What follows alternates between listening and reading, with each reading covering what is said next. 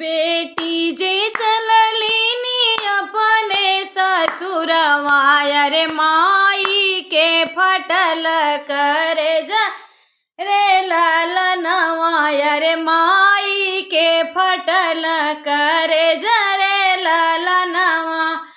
बिटिया जे चललीनी अपने ससुरवा रे माई के फटल करे जरे ललनवा रे माई के फटल करे रे ललनवा।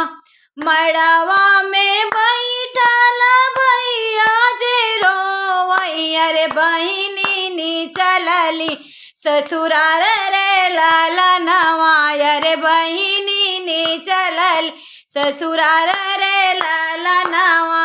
दुआरे पे बैठल पापा मोरा रोवैया रे दुआरे पे बैठल पापा मोरे रोवैया रे बेटी के लड़िका नादान रे ललनवा रे बेटी मोर लड़िका नादान रे ललनवा।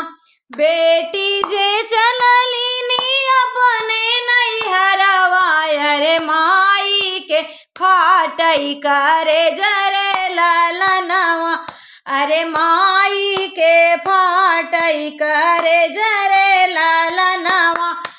मड़ई में बैठई सब है तरोवैया रे मड़ई में रोवई माई के बिटियावा रे सबके फाटई करे जरे ललनवा रे सबके फाटई करे जरे